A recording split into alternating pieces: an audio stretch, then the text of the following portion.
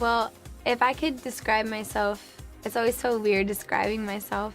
But if I could describe myself, I would say that I always want to be relatable to my fans. And 99.9% of my fans are young girls. So at the end of the day, you're going to be a role model whether you choose to or not. And there's a fine line between what you need people to know and what really doesn't make sense for people to know, whether it's personal or business.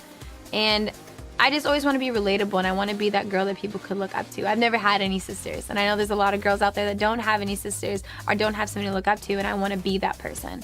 And I want to be able to be like, listen, these followers and, being on TV or having your song on the radio, it does not change the fact that I go through the same thing as you. I hurt when I fall. I get tired randomly. I take naps all day. Like, we're the same person. So if I could be saying I'm anything, it would be just like them. I didn't realize I wanted to be a singer until I was like 10 or 11. Growing up, it was always something I would do for fun, and I would sing for my family, and being half Filipino, I would always sing karaoke, and it was like a thing to do in the house. But I knew, I was so young, I didn't understand it, and I knew there were so many other girls out there doing the same thing, and my chances of even making it would be so hard. So I didn't really think too much of making it a career because I was so young, and I didn't even know if I was good. So I just remember going to LA, walking down the street, and I was singing.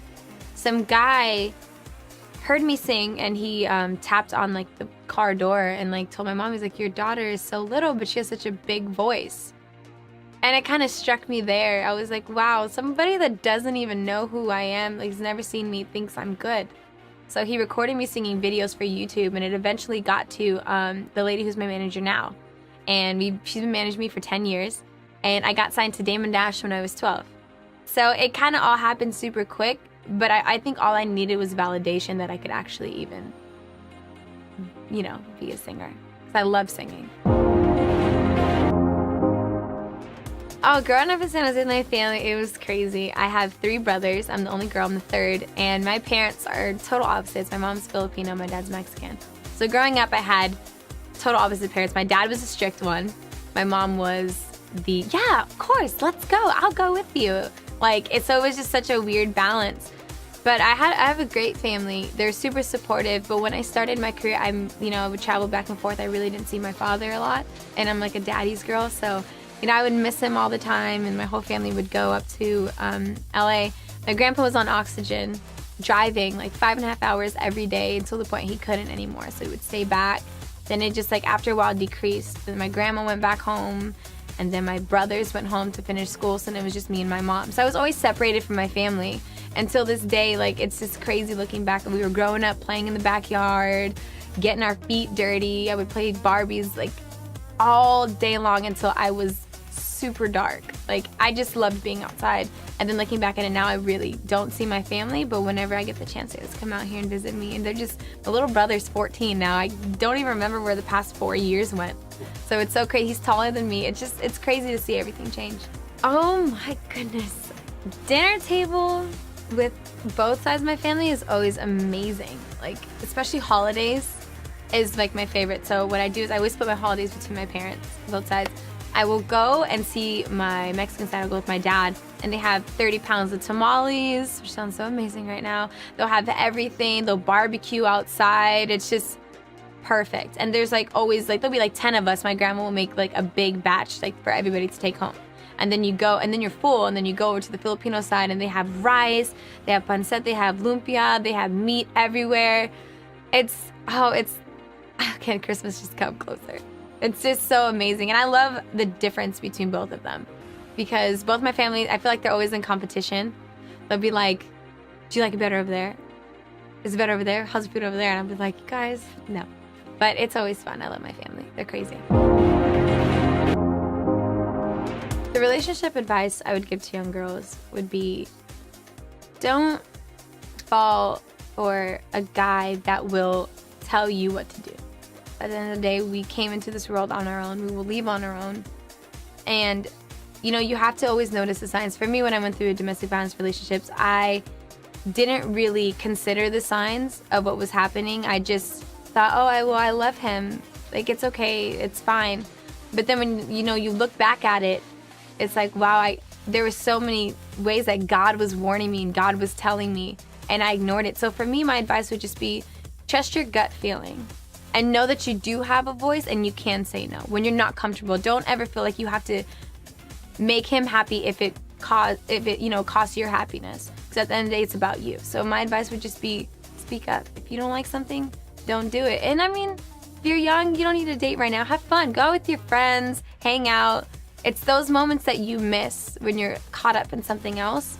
And I feel like when you get to the right place, when you're stable with yourself and you love yourself and you're comfortable with who you are, then you can love somebody else that'll love you the same way. Every day it's weird because I'm still dealing with it today. Like, I'm still learning how to love myself and how to appreciate myself. And especially coming out of that situation, it was hard. I was lost for like an entire year. I didn't care about myself. I was like, he didn't care about me, so I guess I'm nothing. So it took me a while to love myself and be able to be on my own. And now, I'm getting through it day by day. And it's not even about being in a relationship like that. It's about being a girl. And even for guys, you go through different stages in life. Especially like my little brother, he's going through these awkward stages, and then has a mustache. He's going through all these different things. It's about being comfortable. And for me, I just have to learn how to be on my own, and I am. I live on my own now. I still don't drive because I don't have a license, but it's about being independent and loving yourself, because you can't love anybody else if you don't love yourself, and that just causes problem in the situation.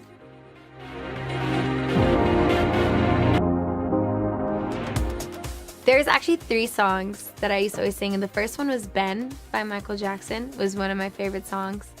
Then there was Respect by Aretha Franklin, and I used to sing it at every talent show, and I would win. So I was like, oh, this might be the song. I just loved it, and I love Aretha Franklin. And the song, when I started becoming a singer, the song I would always sing before every show was If I Ain't Got You by Alicia Keys. I would sing it before every performance. I would go to high schools, anywhere I went, I would just sing that. Aretha Franklin, Alicia Keys is my idol till this day. I love her. She's super talented. She's beautiful.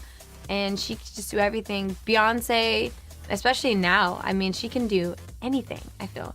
Like, you throw her away, she'll just kill it. And I always used to look up to them, like Whitney Houston. I used to just listen to the music all the time. Like, my family would always be playing music all day, every day. Now I can't even sit in the car without hearing music. The motto I live by is nothing comes to sleepers but a dream. Basically saying that if you just don't take things seriously, whether it's anything you're doing. For me, it's singing. For other people, it's becoming a doctor or becoming, a lawyer, or just anything in general. When you want to be something, you can't sleep on it. And you can't think, oh, there's always tomorrow, or oh, I can do that next week. Because if you just chill out the whole time and don't really take yourself seriously, somebody else can take it from you. Because there's other people out there working really hard. So it's basically saying just keep going and never give up. It's going to get hard. You're going to lose sleep. But in the end, it's going to be worth it. Well, the process of collaborations, when I recorded That's Me Right There, we knew we wanted to get an artist on it. So we were talking and we was like, what would make sense? And we were going and we were thinking of people, and Kendrick really stood out. Because even before I was signed to Interscope, I loved Kendrick. I loved his music. I loved his just everything about him. I thought he was really, really dope and different at that. So I met him. I seen him a couple of times in the studio. And I just realized he's such a cool person. He's so humble. He's so down to earth. And I was like, I would love to do a song with him. And when it happened, I heard that he was going to get on the song, but it wasn't on, we didn't have his vocals on it yet. So I was waiting patiently. I was like, I'm not going to tell anybody. I'll wait patiently. And they surprised me one day. They played the song. I heard his voice coming through the speaker, and I was in total shock. So this whole process is just, it doesn't even seem real, because I spent so many years not putting out any music. And then to be signed to an amazing label that's family, and your first singles with Kendrick Lamar, it just really doesn't seem real. In 5 years, I see myself just really branching off and getting into everything. I want to still be doing music. I want to do acting. I started off with acting modeling when I was 10, so I want to continue doing that. I want to have my own clothing line. I want to have my own makeup line. I want to be in movies. I want to be able to tour and, help people and just be a part of everything and do what I can with what I have.